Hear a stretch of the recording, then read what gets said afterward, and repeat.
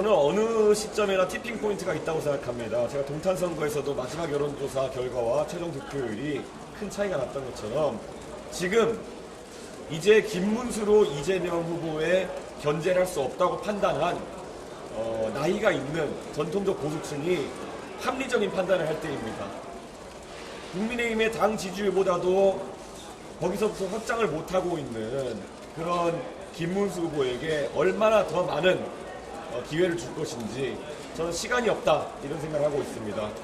하루빨리 이제 젊은 세대가 확장성을 가지고 지지해 나갈 수 있는 저 이준석에게 표심을 몰아주시면은 그래야 이번 선거 분위기 살고 무엇보다도 이재명 후보에 대한 견제가 가능하다 이렇게 생각합니다.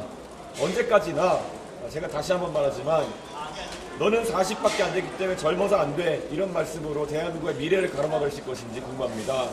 제가 도저히 이해할 수 없는 것을 다시 말씀드리면은 어떻게 40살의 이준석이 너무 젊어서 안 된다고 그분들이 생각하는 대안은 74세의 김문수 후보라는 겁니까? 40세의 대안이 74세일 수는 없는 것입니다. 저는 젊음으로 승부할 수 있는 그런 판가리를 한번 했으면 좋겠습니다. 네. TV 토론 곧 예정되어 있는데 주된 전략이나 준비사항 저는 이재명 후보의 어떤 경제에 대한 굉장히 포퓰리즘적인 접근을 지적하려고 합니다. 항상 대한민국이 성장하고 있던 시기에는 정치 지도자가 좀 흰소리를 해도 그래도 사실 대한민국 우상향했을 수 있겠지만은 지금은 지도자가 잘못된 판단 하나하나 할 때마다 경제가 휘청거릴 수밖에 없는 그런 상황입니다. 특히 여기 가서는 이런 소리하고 저기 가서는 이런 소리하고 이재명 후보가 여의도에 증권 투자하시는 분들에게는 상법 개정안을 통해 가지고 대주주나 경영진이 아니면은 다른 외부 세력이 불합리한 판단을 하도록 기업에게 뭔가 압박을 하는 것을 막겠다고 해놓고는 정작 부산에 가가지고는 본인이 대통령이 되면은 사기업에 해당하는 HMM이라든지 어제 보니까 SK해운 등의 회사까지 검토하고 있던데 이런 회사들의 본사를 옮기겠다 이런 말을 어떻게 하는 겁니까? 이재명 후보는 나중에 가가지고 그게 협의를 하겠다는 이야기하라고 발뺌할 텐데요. 이재명 후보가 협의하겠다고 하는 것이 일반적으로 협의였습니까? 반강제적으로 하게 하는 그런 행동인데 그런 행동을 하면 할수록 기업이 자유로운 경제활동을 하는 것이 어려워지는 겁니다. 만약에 H&M이든 SK해운이든 부산의 본사를 가져가는 것이 기업 가치를 제고하는 데 도움이 된다고 한다면 그건 그들이 자율적으로 판단할 문제이지 이재명 후보가 정치인으로서 이래라 저래라 내가 어떻게 강제로 하겠다 이런 취지로 이야기할 것은 절대 아니다 라는 생각을 하고 이재명 후보의 그런 말 한마디 때문에 한국에 투자하려던 사람들도 투자를 주저하지 않을까 그런 생각을 하게 됩니다.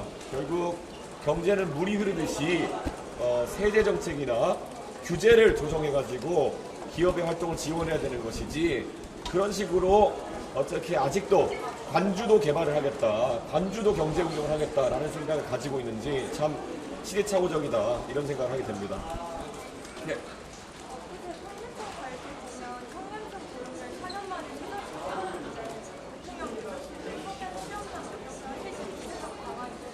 실제로 청년 취업률에 대해 가지고 그 부분만 건드리겠다고 하면은 보통 문재인 정부에서 했던 것처럼 뭐 공공의 일자리 늘리겠다는 취지로 정책을 펴게 됩니다. 그래서 공무원 수를 왕창 늘리겠다고 공약한다든지 이렇게 되는데 이게 사실 국가 전체로 봤을 때는 비효율을 이야기하는 방식입니다.